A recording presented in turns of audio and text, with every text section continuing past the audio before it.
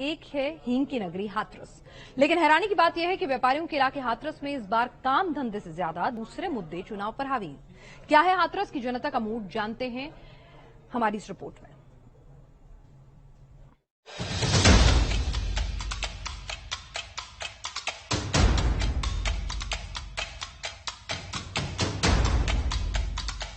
स्वामी विवेकानंद की स्मृतियां, करपात्री महाराज की कर्मस्थली, कक्का हाथरसी की जन्मस्थली, यूपी का इकलौता शहर जहां है 4 रेलवे स्टेशन। यूपी में कुछ ऐसी ही है हाथरस की पहचान, और इसी पहचान में झोंक लगाती है हाथरस की मशहूर हींग।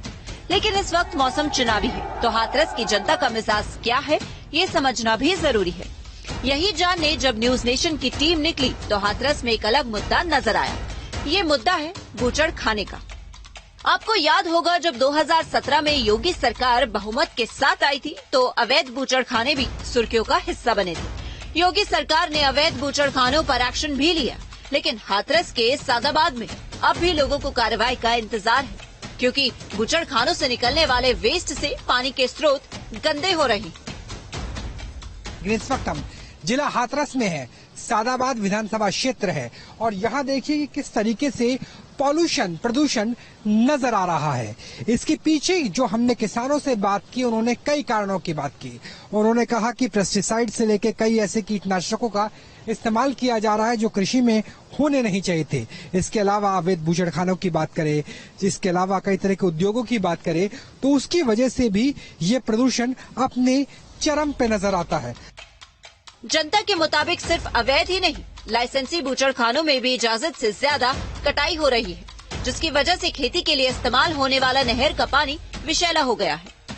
कारखाने हैं, उसमें मीट वगैरह मतलब बहुत सारे ऐसे गंदे काम होते हैं। मतलब मीट वगैरह हाँ, मीट वगैरह बूचड़ खाना है। हाँ, बूचड़ खाना है, इसलिए। तो ये क्या अवैध बूचड़ खाने भी होते हैं यहाँ पे, ज्यादा कैपेसिटी से भी काम करते हैं? हाँ, अवैध भी है कुछ।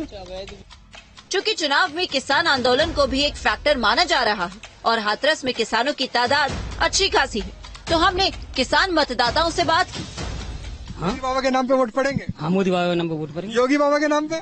योगी बाबा मोदी बाबा एक ही बात है, दोनों एक ही है, तो दोनों के नाम पे वोट पड़ेगा। आप? भाजपा अच्छा है, ऐसा है, ये सबकी देखभाल करती है, अच्छा काम कर रही है इस टाइम में।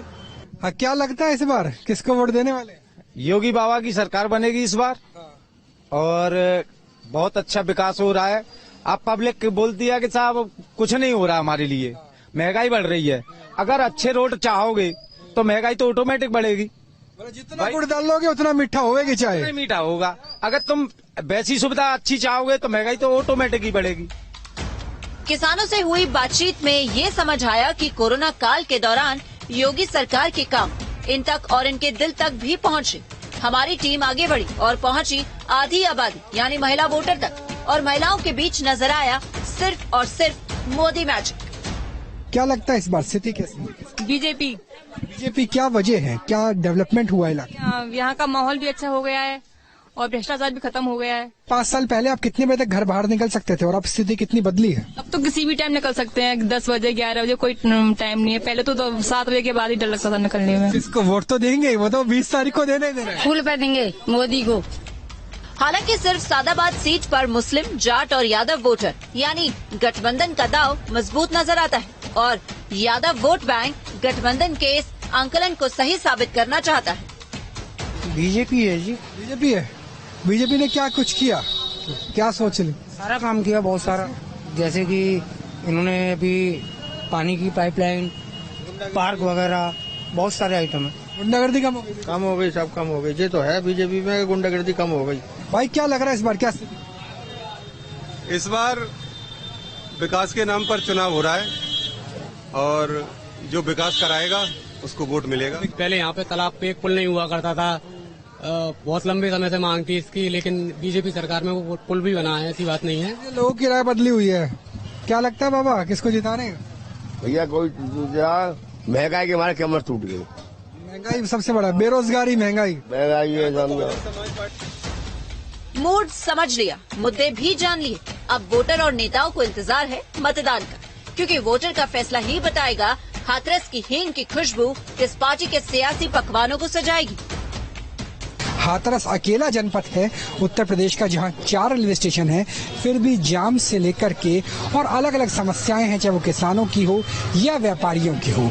वोटरों की राय भी बटी हुई है। ऐसे में 20 तारीख को ही तय हो पाएगा कि 10 मार्च को हाथरस की तीनों सीटों से कौन सी पार्टी के प्रत्याशी विजयी होते हैं, और उसके आधार भी प्रत्याशियों के साथ साथ वोटरों की नजर में भी अलग अलग है।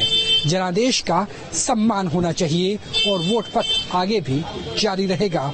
अगले विधानसभा क्षेत्र के दिल को मापने की कोशिश न्यूज नेशन, न्यूज स्टेट लगातार करता रहेगा। तब तक राहुल डबास को दीजिए इजाजत और अपनी प्रदेश के साथ साथ देश की खबरों के लिए देखते रहिए न्यूज नेशन।